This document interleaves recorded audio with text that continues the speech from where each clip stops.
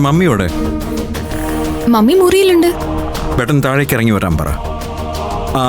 ഇന്ദ്രജയും വിജയും കൂടി വിളിച്ചോ. എന്താ ഡാഡി? നീ പോയി വിളിച്ചോണ്ട് വാ.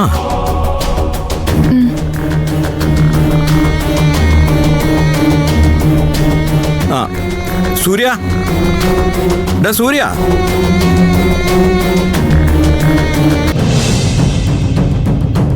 സൂര്യ,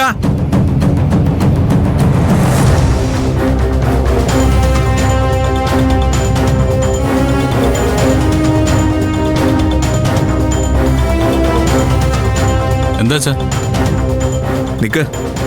ഞാൻ എല്ലാവരെയും വിളിച്ചിട്ടുണ്ട്. എല്ലാവരോടായിട്ട് എനിക്കൊരു കാര്യം പറയാനുണ്ട്.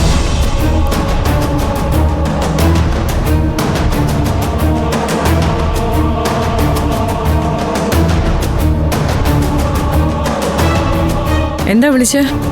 സൂര്യ ഹോസ്പിറ്റലിൽ കിടന്നപ്പോൾ അവന്റെ ബ്ലഡ് പരിശോധനയ്ക്ക് അയച്ചിരുന്നില്ലേ? അതിന്റെ റിസൾട്ട് വന്നു. ഞാനിത് വാങ്ങിക്കാനാ പോയത്. നിന്റെ മദ്യപാനം നിർത്താൻ നന്ദിനി നിനക്ക് തരുന്ന പാലിലൊരു നാട്ടുമരുന്ന് ചേർത്ത് തന്നിരുന്നു. അത് നീ കുടിച്ചിരുന്നോ? ചോദിച്ച കേട്ടില്ലേ? നന്ദിനി തരുന്ന പാല് നീ കുടിക്കാറുണ്ടായിരുന്നോന്ന്? ഇല്ല.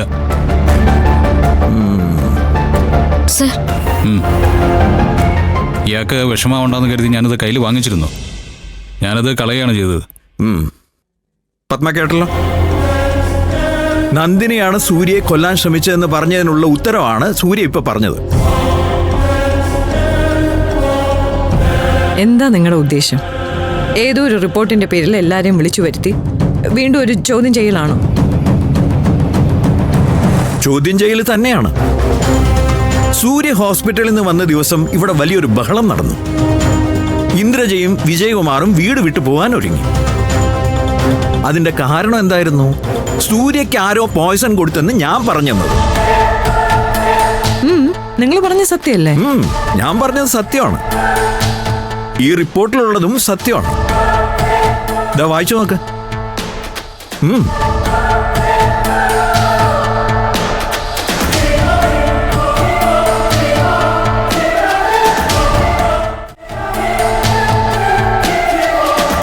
റിപ്പോർട്ട് സത്യമല്ലേ?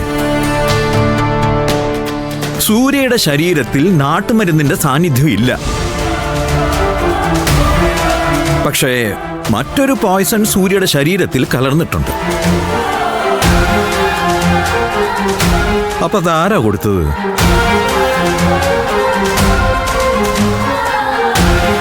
ഡാഡി എന്തിനാ ഞങ്ങളെ നോക്കുന്നേ? ഡാഡിക്ക് ഇപ്പോഴും ഞങ്ങളെയാണോ സംശയം?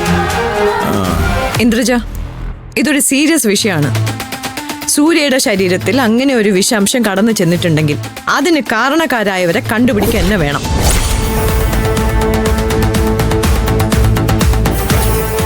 നിങ്ങളൊരു കാര്യം ചെയ്യും, പോലീസിനെ വിളിക്കും. ഈ റിപ്പോർട്ട് അവർക്ക് കൊടുക്കും. എന്നിട്ട് ഈ വീട്ടിലെ മുഴുവൻ പേരെയും ചോദ്യം ചെയ്യാൻ പറയണം.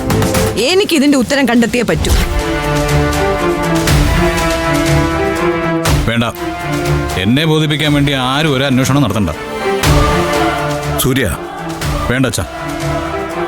എന്നെ കൊല്ലാൻ ആഗ്രഹിക്കുന്ന ആരാണെന്ന് എനിക്കറിയില്ല. പക്ഷേ എനിക്ക് പരാതിയില്ല.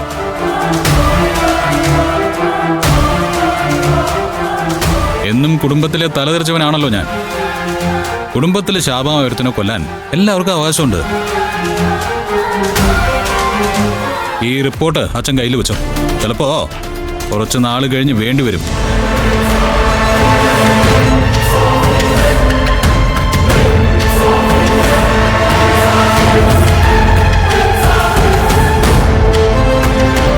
നോക്ക്, ഇതുവരെ കഴിഞ്ഞുപോയ കാര്യങ്ങൾ പോലെയല്ല. ഇതെനിക്ക് ക്ഷമിക്കാൻ പറ്റുന്ന ഒരു കാര്യവും അല്ല. ഇക്കൂട്ടത്തിൽ ആരെങ്കിലും ഒരാൾ സൂര്യക്ക് നേരെ തിരിഞ്ഞിട്ടുണ്ടെങ്കിൽ അത് ഇവിടെ വെച്ച് അവസാനിപ്പിക്കുന്നതാ നല്ലത്. അല്ലാതെ ഇനി അവന്റെ ജീവന് വിലപേശാൻ ആരെങ്കിലും ശ്രമം നടത്തിയാൽ അയാൾ എത്ര പ്രിയപ്പെട്ടവനാണെന്നൊന്നും ഞാൻ നോക്കില്ല. എന്റെ മകനെ കൊല്ലാൻ ശ്രമം നടത്തുന്നവൻ എന്റെ ശത്രുവാ. കൊന്നുകളയും ഞാൻ. പോയിക്കോ എല്ലാരും.